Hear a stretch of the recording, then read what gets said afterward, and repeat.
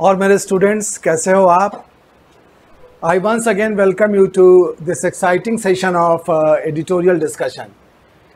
आज भी हिंदू में जो एडिटोरियल आया है वो फ्यूल प्राइसेस पर बेस्ड है। डीजल के और पेट्रोल के दाम लगातार बढ़ते जा रहे हैं और इसके उपभोक्ता इस वजह से काफ़ी परेशान हैं। उन्हीं की परेशानी को ध्यान में रखते हुए आज का एडिटोरियल है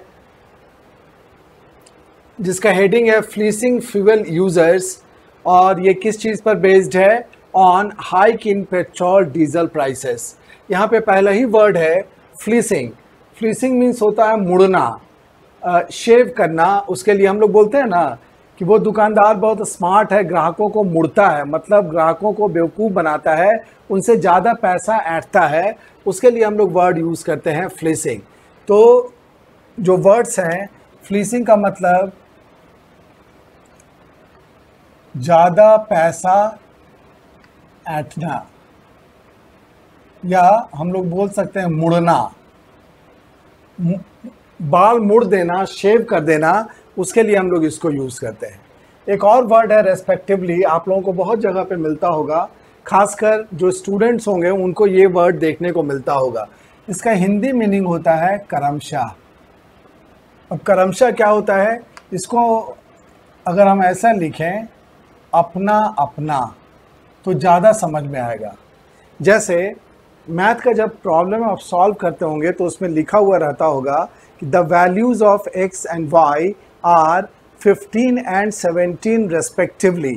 मीन्स x और y के जो वैल्यूज़ हैं अगर अलग अलग हम देखें, अपना अपना वैल्यू उन लोगों का देखें तो 15 है और 17 है, क्रमशः 15 और 17 है। तो रेस्पेक्टिवली मीन्स क्रमशः या अपना अपना। कंज्यूमर, कंज्यूमर वर्ड हम लोग सुनते हैं, इसके लिए हिंदी वर्ड होता है उपभोक्ता। एक वर्ड है कस्टमर और एक वर्ड है कंज्यूमर। कंज्यूमर हम लोग दोनों के लिए यूज़ करते हैं, जो सर्विस लेने वाले होते हैं वो भी, और जो प्रोडक्ट लेने वाले होते हैं उनके लिए भी यूज़ किया जाता है consumer. Next word is crude. Crude means होता है कच्चा या अनरिफाइंड। इसके लिए इंग्लिश वर्ड अगर यूज़ करेंगे तो जो चीज़ें परिष्कृत नहीं की गई हैं, रिफाइन नहीं की गई हैं, उसके लिए हम लोग वर्ड यूज़ करते हैं क्रूड। क्रूड ऑयल होता है, क्रूड लैंग्वेज भी होता है। जो लोग उतने रिफाइंड तरीके से बातचीत नहीं करते उनको हम कहते हैं कि their language is crude. Crude means कच्चा या अपरिष्कृत। एक यहाँ पे एक फ्रेजल वर्ब दिया हुआ है ड्रिल डाउन। ड्रिल मीन्स हम लोग तो वैसे जानते हैं कि छेद करना, but when it is used as a phrasal noun तो ड्रिल डाउन का मतलब होता है किसी भी डेटा के तह तक पहुंचना या अंदर से डेटा को निकाल लेना। तो अंदर से आंकड़ों को निकालना, अंदर से आंकड़ों को निकालना, this is called drill down. Next word is freight. Freight का मीनिंग होता है माल, वैसा माल जो ढुलाई में जाता है, बल्क में जाता है, ट्रेन के द्वारा या ट्रक के द्वारा या शिप के द्वारा, उसको हम लोग कहते हैं फ्रेट। ढुलाई वाले माल को, ढुलाई वाला माल जो होता है that is called freight. Freight का एक और मीनिंग होता है माल भाड़ा। के लिए भी हम लोग इसी वर्ड को यूज़ करते हैं, माल भाड़ा।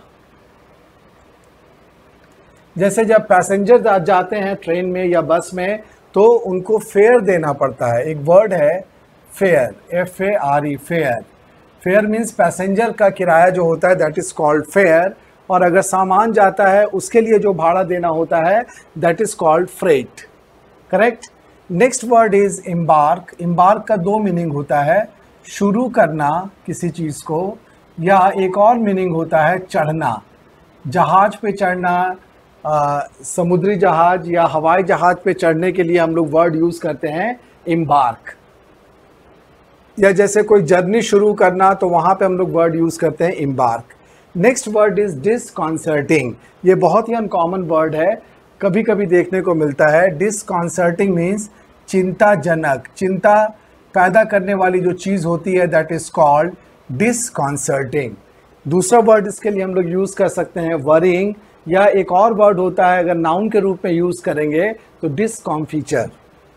Next word is milking.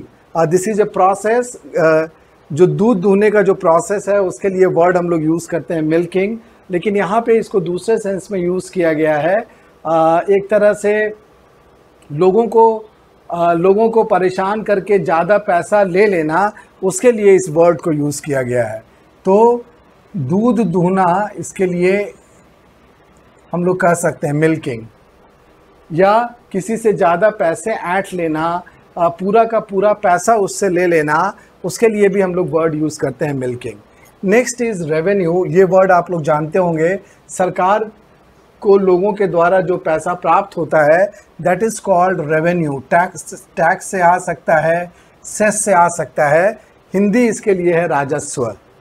Next word is constitute. Constitute एक अच्छा वर्ड है। कॉन्स्टिट्यूट मीन्स होता है गठित करना या किसी चीज़ को फॉर्म करना, गठित करना। जैसे 5 सदस्यों की एक समिति गठित की गई है, वहाँ पे हम लोग इस वर्ड को यूज़ करते हैं। A committee of 5 members has been constituted. Next word is buildup.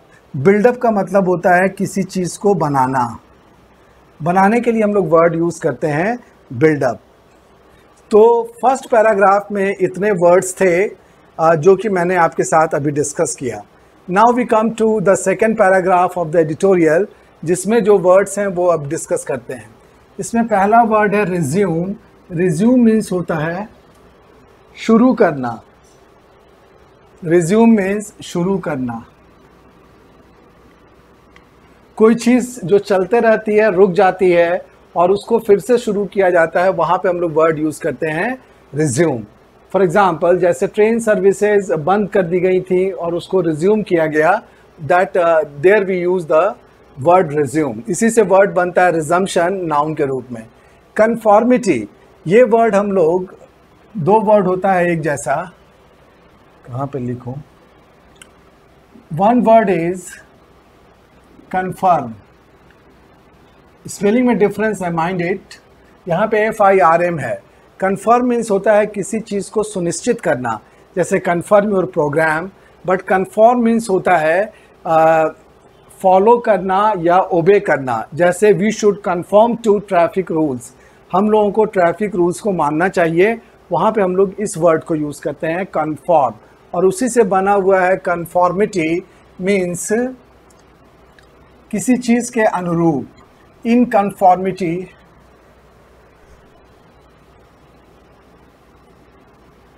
मानना नियम या कानून को, वहाँ पे हम लोग वर्ड यूज़ करते हैं conformity. Next word is deregulate. एक होता है वर्ड रेगुलेट। रेगुलेट मीन्स होता है किसी को नियंत्रित करना। तो नियंत्रित कैसे किया जाता है? नियम और कानून के द्वारा। वी कंट्रोल पीपल और वी कंट्रोल थिंग्स। तो जब नियम या कानून को ढीला छोड़ दिया जाता है तो दैट इज़ कॉल्ड डीरेगुलेट। नियम या कानून को ढीला करना, रेगुलेशन को कमज़ोर बना देना, that is called deregulation. Next is intermittent. Intermittent means होता है रुक रुक कर। जैसे अभी बरसात का मौसम है, बारिश होती है, आज सुबह भी बारिश हो रही थी, लेकिन बारिश का क्या ट्रेंड होता है? 20 मिनट लगातार बरसेगी, उसके बाद फिर 15-20 मिनट के लिए रुक जाएगी और फिर शायद शुरू हो। तो that is called intermittent, means रुक रुक कर। Next word is move. Moves, एक वर्ड है मूव। मूव का मतलब होता है चलना। ही मूव फ्रॉम देयर, वह वहाँ से चला, लेकिन यहाँ पे नाउन के रूप में यूज़ किया गया है। तो मूव का दूसरा मीनिंग भी होता है चाल। सरकार की ये चाल है, this is a move of the government, वहाँ पे हम लोग इस वर्ड को यूज़ करते हैं। Next word is grapple with. ये एक फ्रेज यहाँ पे है, ग्रेपल विथ, फ्रेजल वर्ब है ये। ग्रेपल विथ मीन्स होता है जूझना या हाथापाही करना। हाथापाही करना, जैसे अभी हमारा देश किस चीज़ से जूझ रहा है? अभी हमारा देश कोविड-19 से जूझ रहा है, तो वहाँ पे हम लोग इसको as a phrasal verb use कर सकते हैं। Next word is impact. ये आप जानते होंगे, इम्पैक्ट एक नाउन भी है, एक वर्ब भी है। इम्पैक्ट मीन्स होता है प्रभाव या प्रभावित करना भी, अगर वर्ब के रूप में यूज़ करते हैं प्रभावित करना। जैसे the lockdown has impacted our economy a great deal. Lockdown ने हमारे इकॉनमी को बहुत बुरी तरह से प्रभावित किया है, तो वहाँ पे हम लोग इस वर्ड को यूज़ कर सकते हैं as a verb. Next word is offset. Offset means होता है पूरा करना, किसी चीज़ की कमी को पूरा करना, उसके लिए हम लोग वर्ड यूज़ करते हैं ऑफसेट। जैसे ही has assured me to offset the loss, जो भी मेरी हानि हुई है वो उसको पूरा कर देगा, तो वहाँ पे हम लोग इस वर्ड को यूज़ करते हैं offset. Next word is shortfall. Shortfall means होता है कमी या गिरावट के लिए हम लोग वर्ड यूज़ करते हैं शॉर्टफॉल। जैसे लॉकडाउन की वजह से डिमांड में शॉर्टफॉल हुआ है, गिरावट आई है, तो वहाँ पे हम लोग इसी वर्ड को यूज़ करेंगे। Next word is offtake. यहाँ पे ऑफसेट था, यहाँ पे ऑफ टेक है। ऑफ टेक का मतलब होता है निकालना।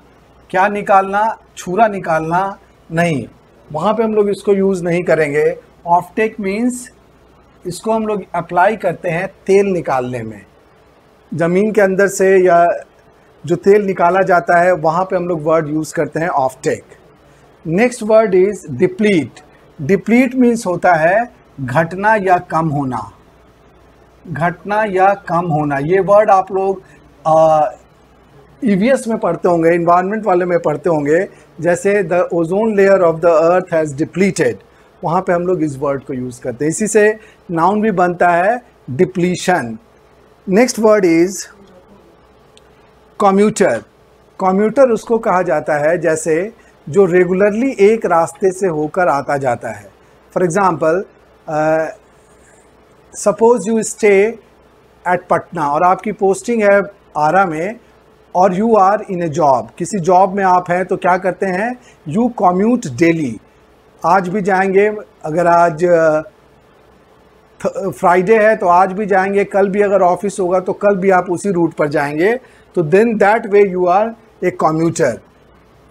मीन्स रेगुलरली, नियमित रूप से आने जाने वाला, नियमित रूप से आने जाने वाला। A person who goes and comes through a definite route on a regular basis, so that is called commuter. Next word is onus. Onus means होता है responsibility. Responsibility के लिए हम लोग word use करते हैं onus, means जिम्मेदारी, जिम्मेदारी। Suppose you are a student, so the onus of good result is on you. अच्छा रिजल्ट करना आपकी जिम्मेदारी है, तो वहाँ पे हम लोग इस वर्ड को यूज़ करते हैं ओनस।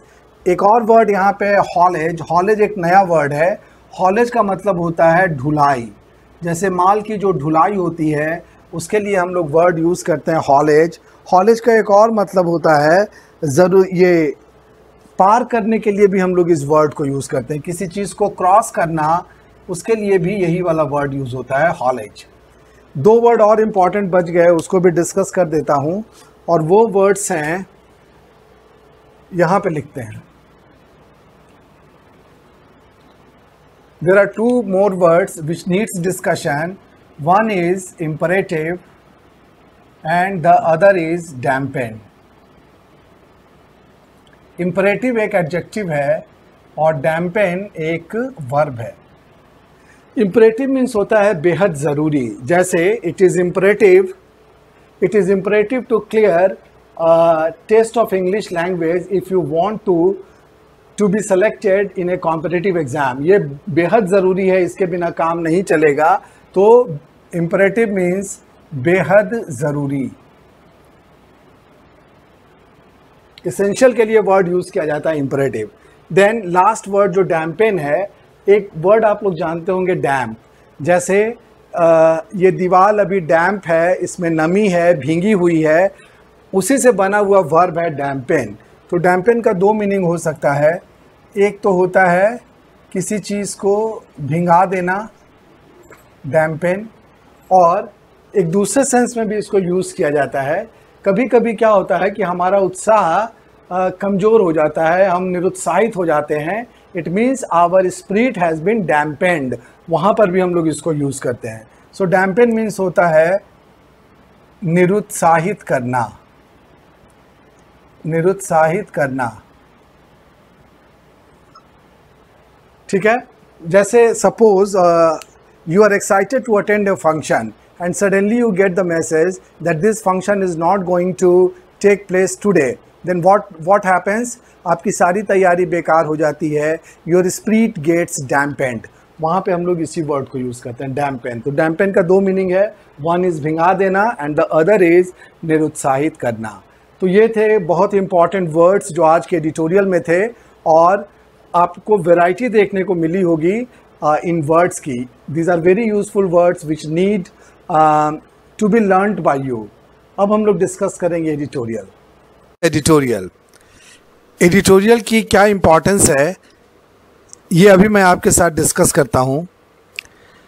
कल जो एडिटोरियल डिस्कस किया गया था इंडिया और चाइना के बारे में, और उस एडिटोरियल में ये सजेशन दिया गया था कि अभी केंद्र सरकार की जिम्मेदारी है कि वो लोगों के सामने जो वास्तविक स्थिति बन रही है सीमा पर भारत और चीन के बीच में, उसकी पूरी जानकारी लोगों के समक्ष रखे।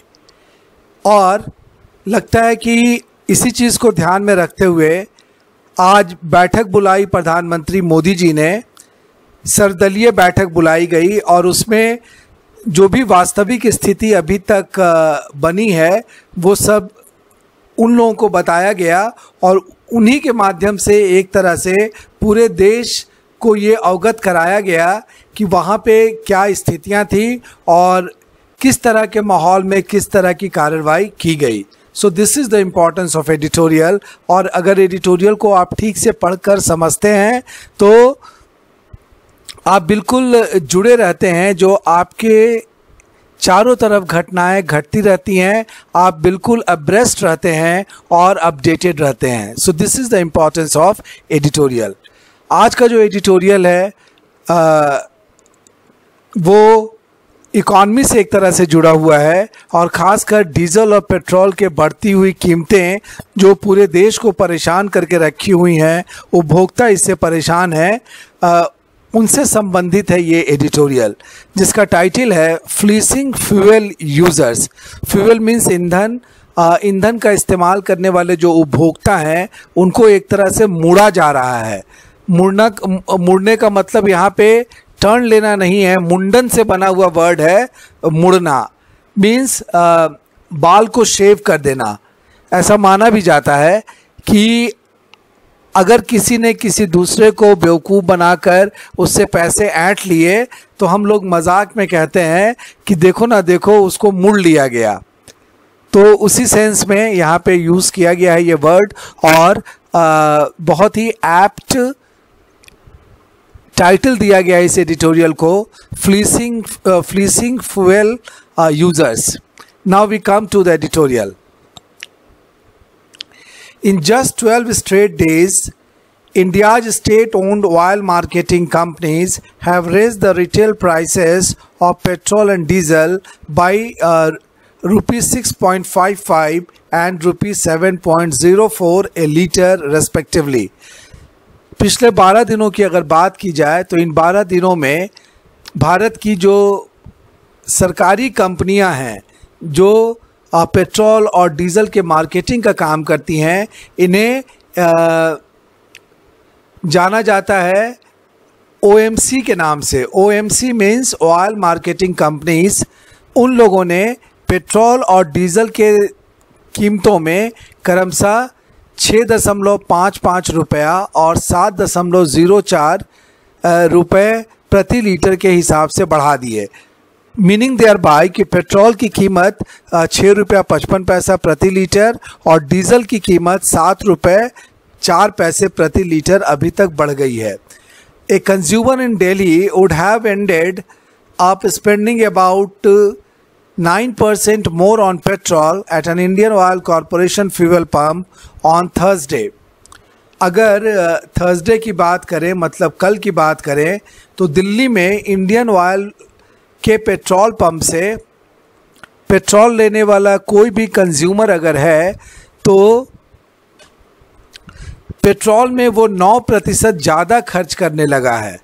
इधर हाल में जो बढ़ोतरी हुई है उसकी वजह से पेट्रोल की कीमतें 9% बढ़ी हैं और पेट्रोल के में जो बजट किसी भी आम व्यक्ति का हो सकता है उसमें 9% का इजाफा हुआ है। अगर डीजल की बात करें तो ये जो बजट है ये 10% से भी थोड़ा ऊपर चला गया है। Over the same period, the price of Brent crude oil futures, which contributes a fourth to the value of the Indian crude basket, declined by about 3%. और इसी पीरियड की अगर हम बात करें तो Brent crude oil ये इसकी जो कीमत है वो 3% कम हुई है और ये भारत में जो भी क्रूड ऑयल आता है उसका 1/4 सप्लाई यहीं से आता है, लेकिन इसकी कीमत 3% कम हुई है।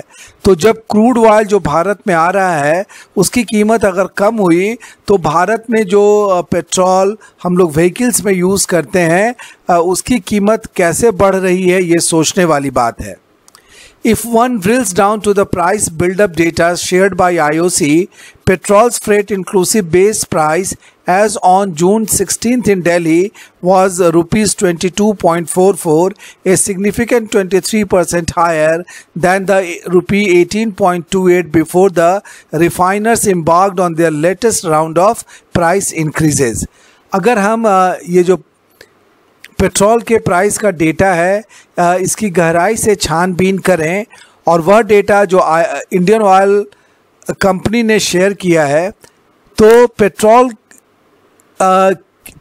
का जो फ्रेट था जिसमें बेस प्राइस भी शामिल है, फ्रेट मीन्स इसके ढुलाई की जो कीमत होती है, जो भाड़ा होता है उसके लिए, तो ये दिल्ली में 22.44 था जो कि 23% बढ़ चुका था इसके पहले के प्राइस से 18.28 रुपीज़ से।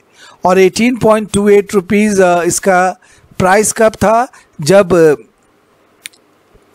तेल को रिफाइन करने वाली कंपनियों ने शुरू किया था इधर हाल में अपनी कीमतों को बढ़ाया जाना।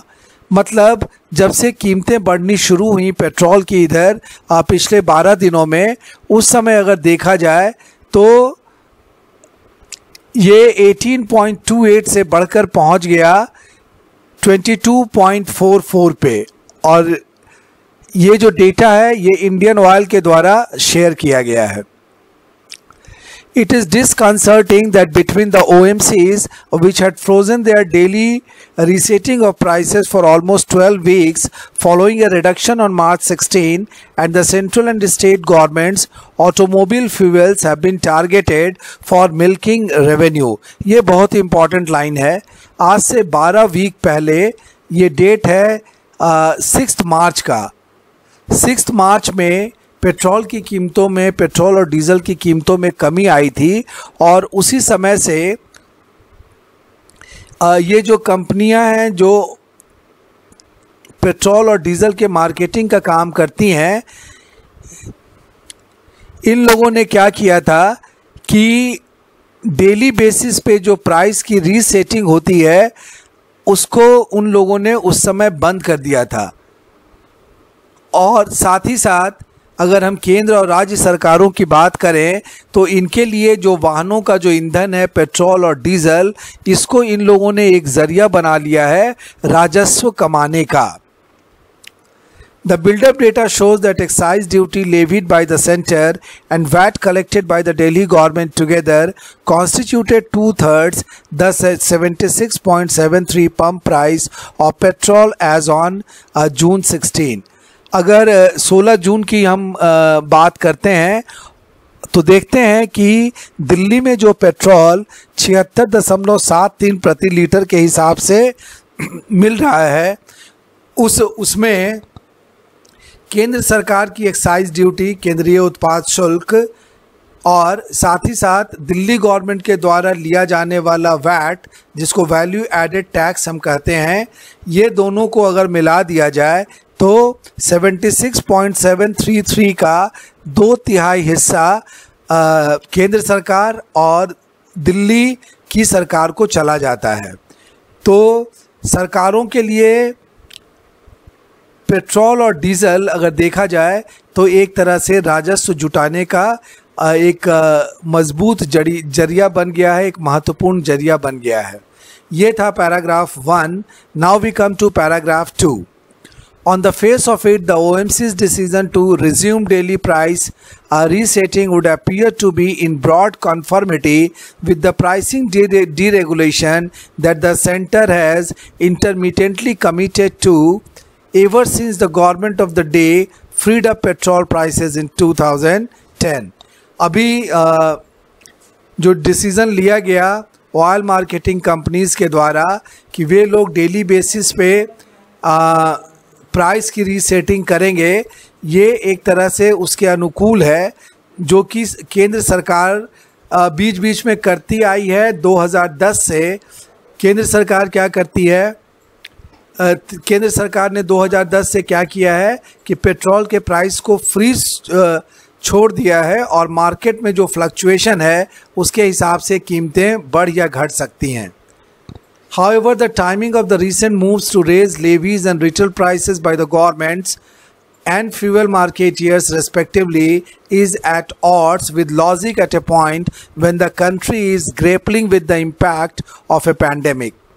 अब अभी जबकि भारत या पूरी दुनिया वैश्विक महामारी कोविड-19 की चपेट में है, उससे जूझ रही है, उस समय पेट्रोल और डीज़ल पे टैक्स लेवी करना या इसकी कीमतें बढ़ाना, रिटेल प्राइसेस बढ़ाना किसी भी गवर्नमेंट के लिए अच्छी बात नहीं है। परिस्थितियों को ध्यान में रखते हुए ऐसा किया जाना बिल्कुल भी न्याय संगत नहीं है। The aim of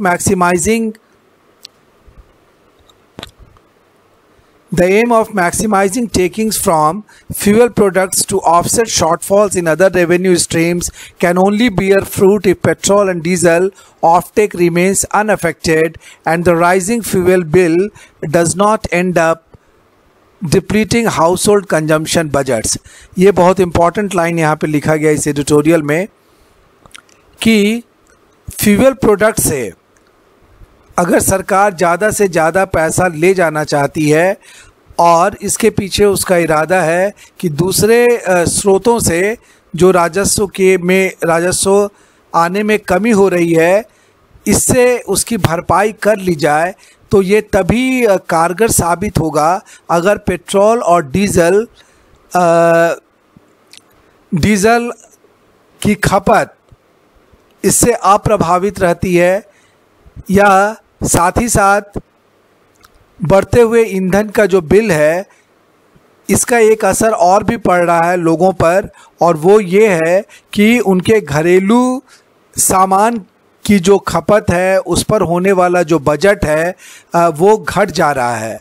मतलब कि एक आम आदमी का जो बजट होता है वो, अगर हम महीने की बात करें या प्रतिदिन की बात करें, वो फिक्स्ड होता है, और उस बजट में से अगर ज़्यादा पोर्शन ज़्यादा पैसा पेट्रोल और डीज़ल के खर्चे में चला जाता है तो नेचुरली घर के दूसरे जो आइटम्स होते हैं किसी भी गृहस्थी को चलाने के लिए वो कम होने लगता है, वहाँ पर खपत में कटौती करनी पड़ती है और तभी संतुलन बना रहता है।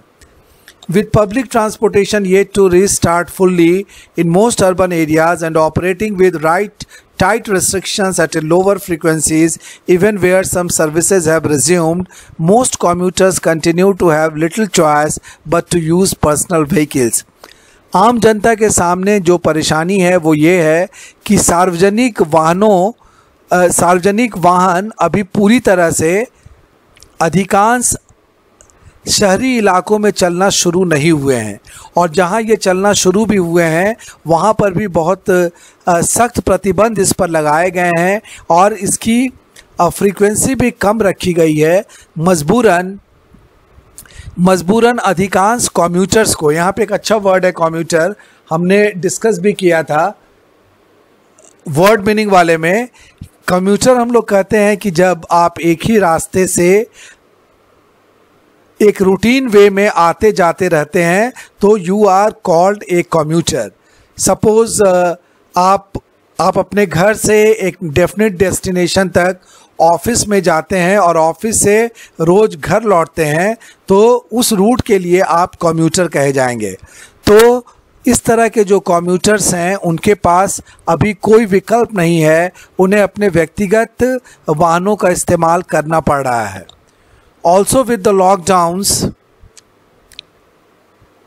also with the lockdowns,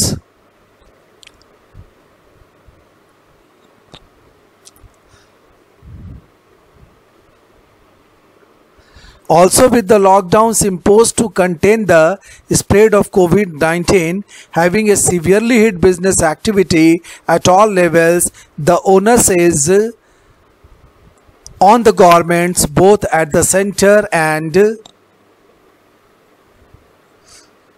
in the states to facilitate the resumption of economic activity in every manner possible। ये वाला भी एक बहुत इम्पॉर्टेंट लाइन है।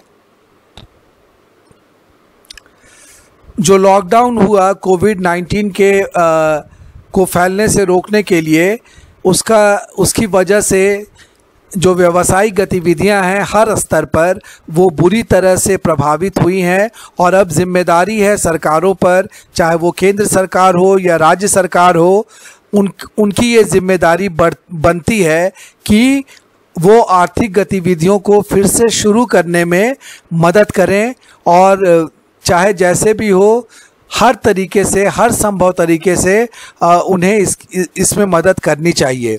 Given that diesel is the primary fuel for the vast and essential road freight sector, जैसा कि हम जानते हैं कि रोड में माल के ढुलाई के लिए, सामानों की ढुलाई के लिए डीजल एक महत्वपूर्ण ईंधन है। डीजल के बिना हम कल्पना भी नहीं कर सकते कि सामान एक जगह से दूसरे जगह जाएगा। Every incremental addition to haulage costs ends up dampening both the transport industry and wider economic revival। तो अगर डीजल की कीमतों में बढ़ोतरी की गई तो निश्चित रूप से माल ढुलाई की जो कीमत होगी वो भी बढ़ेगी, और इससे क्या होगा कि हमारा जो ट्रांसपोर्ट इंडस्ट्री है, जो परिवहन उद्योग है, वो निरुत्साहित होगा, और इससे हमारी जो आर्थिक गतिविधियां फिर से पुनर्जीवित होने वाली हैं या फिर से पटरी पर आने वाली हैं, वो भी निश्चित रूप से बाधित होंगी। इसीलिए डीजल के प्राइस को बढ़ाने के पहले सरकार को 10 बार सोचना चाहिए कि ये एक सोर्स है, ज़रूर कि सरकार को कुछ पैसा आ जाएगा, लेकिन इससे रिलेटेड, इससे संबंधित ना जाने कितनी क्षति सरकार को उठानी पड़ेगी, इसके बारे में विचार किया जाना निहायत ज़रूरी है। It is imperative that authorities remove the speed breakers on the path back to normalcy. और लॉकडाउन के बाद हम लोग जो सामान्य स्थिति बहाल करने की कोशिश कर रहे हैं, उसके बीच में कोई भी गति अवरोधक नहीं आना चाहिए, और जो अधिकारी गण इन चीज़ों में इन्वॉल्व हैं, इनसे जुड़े हुए हैं, उनका ये कर्तव्य है कि इस तरह के जो भी गतिरोधक हैं उन्हें दूर किया जाए, ताकि सामान्य स्थिति में लौटने की हमारी जो गति है वो बाधित ना हो और हम जल्दी से जल्दी वापस लौट पाएँ। तो ये था आज का एक बहुत ही खूबसूरत एडिटोरियल, जिसमें ईंधन से जुड़े हुए पेट्रोल और डीजल की कीमतों से जुड़ी हुई जो चिंता है और उसके क्या कुप्रभाव हमारी अर्थव्यवस्था पे पड़ रहे हैं या पड़ने वाले हैं, इसकी वृहद चर्चा की गई, और मैंने अपने तरफ से पूरी कोशिश की कि इसे अच्छे तरीके से आपके सामने प्रस्तुत किया जाए। अगर हम इस एडिटोरियल के जिस्ट की बात करें, सारांश की बात करें, तो वो यहाँ पे लिखा हुआ है ओपनिंग लाइन में ऊपर में बोल्ड लेटर्स में, revenues from fuels come at the expense of people relying entirely on private transport. ईंधन से जो पैसा, पेट्रोल और डीजल से जो पैसा अभी आ रहा है उसकी वो किस कीमत पे आ रहा है? इसलिए आ रहा है कि लोग मजबूरी में अभी प्राइवेट ट्रांसपोर्ट पर ज़्यादा भरोसा कर रहे हैं, चूँकि पब्लिक ट्रांसपोर्ट अभी रेस्ट्रिक्टेड है, वो उतना सुलभ नहीं है। तो ये था इस एडिटोरियल का जिस्ट। उम्मीद है कि आपको ये एडिटोरियल अच्छा लगा होगा। एडिटोरियल बहुत इम्पॉर्टेंट है कॉम्प्रहेंशन पर्पस से भी। मैंने बहुत से वीडियोस डाले हैं एडिटोरियल का जिसमें कॉम्प्रहेंशन के एक्सरसाइज भी दिए गए हैं। तो ये for the sake of your practice आप लोग उस वीडियो को भी फिर से देख सकते हैं, और कॉम्प्रहेंशन से जुड़े हुए जो एक्सरसाइज हैं उसको अगर आप करेंगे तो you will feel very confident as far as tackling of comprehension is related. कल फिर हम लोग हाजिर होंगे एक नए एडिटोरियल के साथ, नई जानकारियों के साथ और नए इन्फॉर्मेशन के साथ। अगर आपको मेरा ये वीडियो पसंद आया हो तो मैं आपसे आग्रह करूँगा कि ज़्यादा से ज़्यादा इसको लाइक करें, शेयर करें और सब्सक्राइब करें। कल फिर मिलते हैं एक नए एडिटोरियल के साथ। Till then, bye and take care.